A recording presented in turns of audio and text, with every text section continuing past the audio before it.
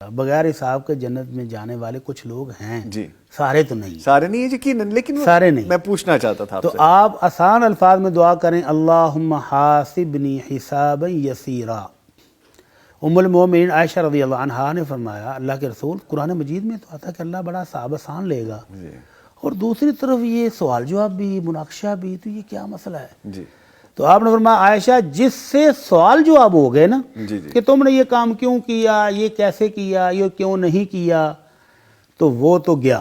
جی اور حساب آسان یہ ہے کہ اللہ صرف نامہ مال بندے کو دکھا کے تو کہے کہ چل جا چلا جا، اللہ اکبر، اس کو کہتے ہیں حساب آسان۔ تو ہماری خواہش بھی یہ ہے کہ اللہ آسان حساب لے لے، تو اس کے لیے دعا یہ ہے اللہم حاسبنی پڑھوائیں نا سر، میں ساتھ ساتھ پڑھوں گا۔ اللہم حاسبنی، حاسبنی، وہی اردو والا جو حساب نہیں ہوتا اسی سے ہے، حاسبنی حاسبنی حساباً حساباً یسیراً۔ یسیرا۔ تو روانی سے پڑھیں اللہم حاسبنی حساباً یسیرا، اللہ آسان حساب فرما لے۔ تو وہ جو بغیر حساب کے جنت میں جانے والے ہیں ان کی کچھ صفات بھی اللہ کے نبی نے بتائی ہیں۔ جی بالکل۔ آپ نے فرمایا میری عمر سے 70,000 لوگ، اور ایک روایت میں ہے کہ ہر بندے کے ساتھ 70,000، یہ مطلب 4 ارب 90 کروڑ لوگ بغیر حساب کے جنت میں جائیں گے۔ تو صحابہ کہتے ہیں ہم ساری رات سوچتے رہے کہ یہ کون خوش نصیب ہوں گے۔ اپنے ماضی کے حالات دیکھتے تھے کہ ہم زمانہ جاہلیت میں یہ کرتے تھے، یہ پھر کہنے لگے کہ یار ہماری اولاد تم پیدا ہی مسلمان ہوئی ہے، یہ ہو سکتے ہیں۔ صبح جب ہوئی تو آپ سے پوچھا کہ اللہ کے نبی ہم تو ساری رات سو نہیں سکے کہ یہ کون خوش نصیب ہوں گے؟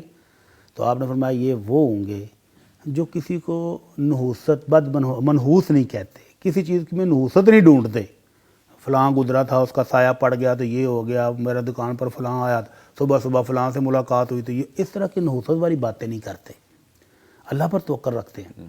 اور جو وہ پرانا ایک علاج تھا زخموں کو گرم سلائی کے ساتھ داغ لگا کے علاج کرنا، وہ علاج بھی نہیں کرواتے ہیں۔ چوتھی چیز تھی وہ اپنے رب پر توکل کرتے ہیں، نہ تو وہ نحوست ڈھونڈتے ہیں کسی چیز سے، اور نہ ہی وہ ان صلاحوں کے ساتھ، ہاں تیسری چیز ہے دم نہیں کرواتے، صبر کرتے ہیں، صبر کرتے، کوئی بیماری آ جائے تو دم نہیں کرواتے، اچھا وہ کہتے ہیں جی اللہ کی رضا ہے، تکلیف آ رہی میں اس کو برداشت کرتا ہوں تاکہ اللہ مجھے ان خوش نصیبوں میں شامل کر لے۔ اور چوتھی ہے کہ وہ اللہ پر توکل کرتے ہیں، بھروسہ کرتے ہیں زندگی کے ہر معاملے میں۔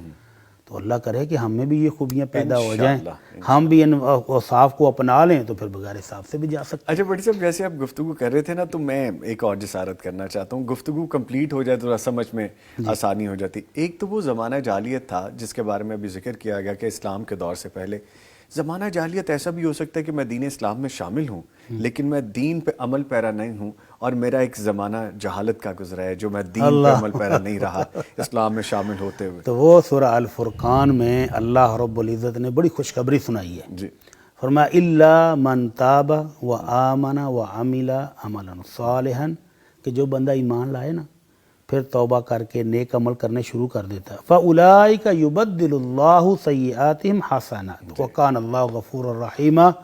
وہ مالک جو بہت بخشنے والا، رحم کرنے والا ہے، وہ کہتا ہے کہ میں پچھلے گناہوں کو بھی نیکیوں میں بدل دیتا ہوں۔ سبحان اللہ، تو یہ بہت بڑی بشارت ہے سبحان اللہ کہ جس کی زندگی کچھ پسندیدہ نہ گزری ہو، جی جی، اور پھر اللہ نے جب ہدایت دی تو وہ ایسا پکا ہوا کہ دوبارہ مڑ کے دیکھا ہی نہیں، تو اس کو یہ بشارت ہے کہ اس کے پچھلے گناہ بھی اللہ نیکیوں میں بدل دیتے ہیں۔